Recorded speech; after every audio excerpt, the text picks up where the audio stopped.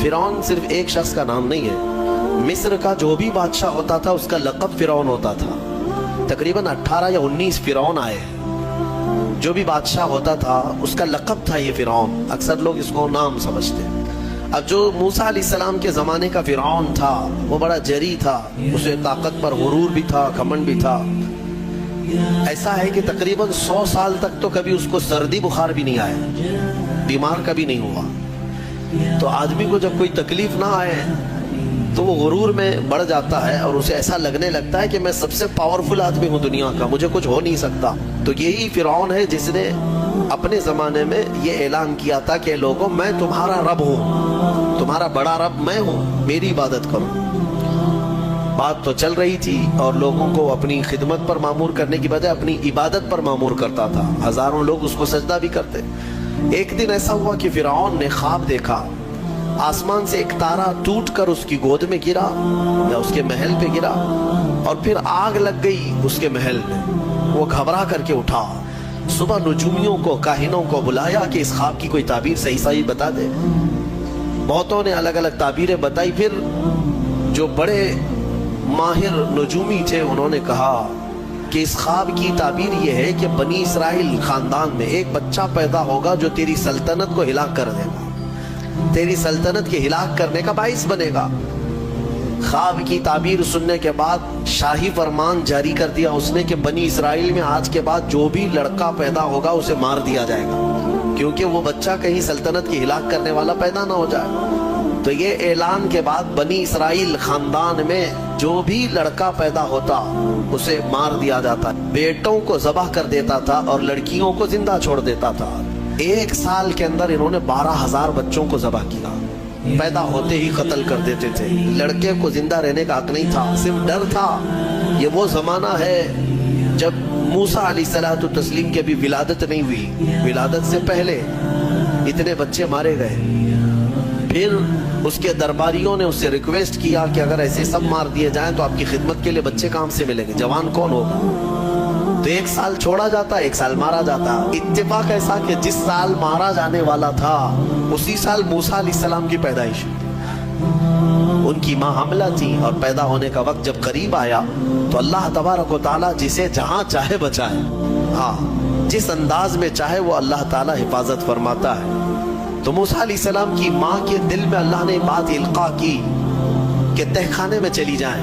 وہ تہ خانے میں گئی، بچے کی ولادت ہوئی، لڑکا پیدا ہوا۔ اب وہ گھبرا گئی کہ یہ سال مارے جانے والا ہے، اور وہ بنی اسرائیل خاندان سے تھی کہ میرا بچہ مارا جائے گا، قتل کر دیا جائے گا۔ تو اللہ تبارک و تعالیٰ نے ان کے دل میں یہ بات القاء کی کہ ایک صندوق لے لو لکڑی کا اور اس میں اس بچے کو ڈال کر دریا میں بہا دو۔ بھلا کوئی ماں کیسے بہائے گی؟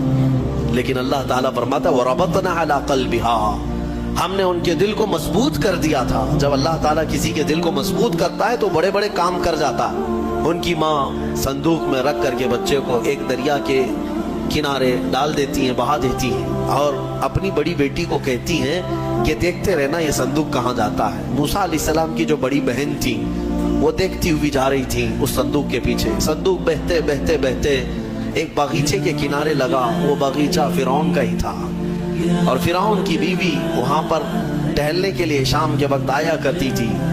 جب وہ اپنی کنیزوں کے ساتھ وہاں آئی تفریح کے لیے تو ایک صندوق کو اپنے باغیچے کے کنارے لگا ہوا دیکھا، اٹھانے کے لیے کہا، اٹھایا گیا تو نہایت ہی خوبصورت بچہ۔ اللہ تعالیٰ نبیوں کو خوبصورتی دیا ہی ہوتا ہے۔ فرعون کے گھر میں کوئی بچہ نہیں تھا، اولاد نہیں تھی، تو فرعون کی بیوی نے اٹھا لیا اور کہا کہ لاؤ یہ بڑا خوبصورت بچہ ہے، حسین بچہ ہے، اور اپنے محل لے آئی۔ فرعون سے کہا کہ آج سمندر میں، دریا میں بہتا ہوا ایک بچہ کنارے پر آ لگا، میں نے اس کو اٹھا لیا ہے۔ فرعون نے کہا کہیں یہ بچہ تو نہیں جو میری سلطنت کو ہلاک کرنے کا سبب بنے۔ بیوی نے کہا ایسا کیسے ہو سکتا ہے، وہ تو بنی اسرائیل خاندان میں پیدا ہوگا، یہ تو کسی دریا سے بہتا ہوا آیا ہے، پتہ نہیں کون سے ملک سے آیا، کہاں سے آیا۔ تو بہرحال اس کی بیوی نے یہ کہا کہ اس کو مت مارو، لا تقتلوه عسى ان ينفعنا او نتخذه ولدا، قریب ہے کہ ہم اس سے فائدہ اٹھائیں گے یا اس کو بیٹا بنا لیں گے۔ بیوی کی بات پر راضی ہو گیا، فرعون جو ہے بیگم کی بات پر آ گیا۔ اور اس کے بعد رکھ لیا بچے کو. عورت کے مشورے پر عمل کرتے ہوئے اس نے رکھ تو لیا بچے کو. اب پرورش کی جب بات آئی, بچے کو دودھ پلانا ہے, تو تایاں کو بلایا گیا. شاہی خاندان میں بچے کی پرورش ہو رہی ہے. بہت ساری عورتیں آئی, دودھ پلانے کی کوشش کرتی رہی. موسیٰ علیہ السلام کسی کا دودھ نہیں پکڑتے تھے. ان کی بہن وہیں کھڑی تھی. اس نے کہا کہ میں ایک دایا کو جانتی ہوں جس کا دودھ ہر بچہ پی لیتا ہے. اس سے کہا گیا کہ بلا لاؤ.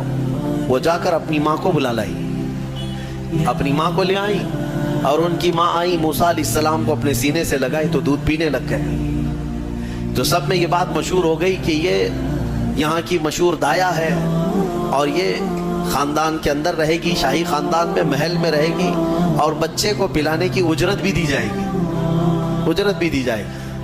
فرعون کے گھر میں پرورش بھی, اور انہی کی ماں سے دودھ بھی پلانا, پھر پلس اس کی اجرت بھی دلانا. یہ شان ہے رب ذوالجلال کی. وہ جہاں چاہے جیسے چاہے پرورش فرمائے. حق کی حفاظت کرنا یہ مولا کی شان ہے. خیر, موسیٰ علیہ السلام فرعون کے گھر میں پرورش پاتے رہے. جب آپ کی عمر 2 سال کے قریب کی ہوئی, فرعون اور اس کی بیوی بیٹھے ہوئے تھے.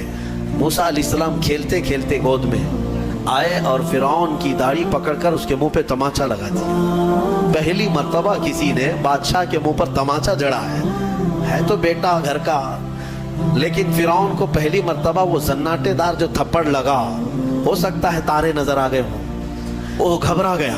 کہا کہ یہ بچہ ایسا کیسے مجھے مار سکتا ہے, ہاتھ کیسے اٹھا سکتا ہے. دسترخوان سے اٹھ گیا اور کہا اپنی بیوی سے, بیگم مجھے لگتا ہے یہی وہ بچہ ہوگا, یہی بچہ ہوگا جو سلطنت کے ہمارے خلاف جائے گا.